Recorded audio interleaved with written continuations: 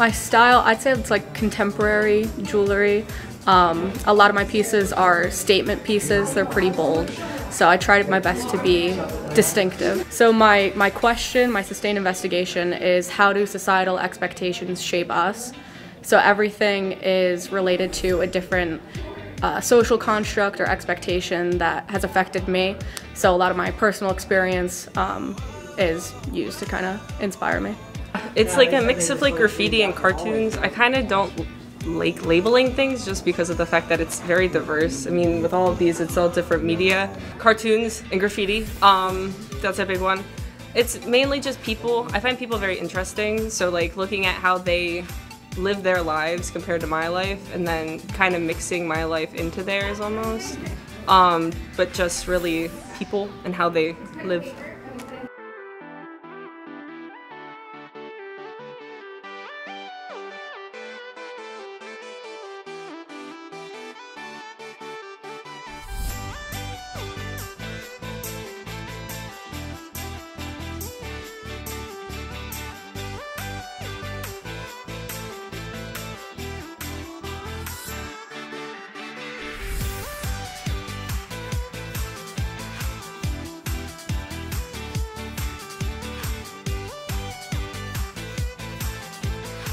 I would say my style is more like photography, and I love taking pictures, so I always try to like incorporate that into my work. My inspiration comes a lot from like my family, because my mom and my grandma, they were really into art, so I get a lot of my inspiration from them. I've always liked art, and then recently I've really been getting into photography. I don't really follow a style. You can see with some of them, they're kind of various with the types of media I use with Photoshop or Illustrator. I kind of prefer using the Illustrator files because they're easier to work with and they're more compatible across different platforms. For my art, I don't really have a specific source of inspiration. It's more so the things that I'm passionate about. For mostly it's the environmental impacts. That's what my sustained investigation is about. But I'd say that something that motivates me to do art is my family, because I'm very family oriented. Like my sisters, I take a lot of inspiration from them. Probably more like cartoony, not really realistic, and like bright colors. Just like seeing other people like me that are able to like achieve a lot, so I'm like, I can do that too. Pretty much just like as long as I can remember, I've been drawing on something.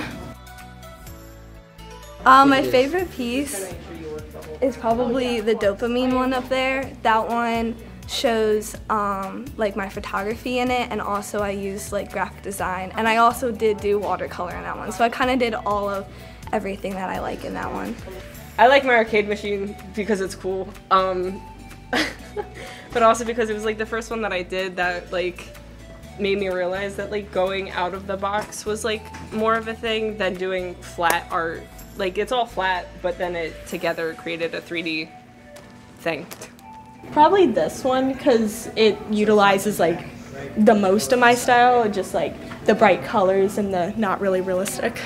I like the 3D one, You Are What You Eat. It models a menu and displays the different effects of microplastics and how they can affect different types of things, not just humans. My favorite piece, I'd say, is probably my Ouroboros necklace. I feel like it's very, like that's what a lot of people are drawn to. That's the first thing they look at. So I like that. I feel like it's thought-provoking.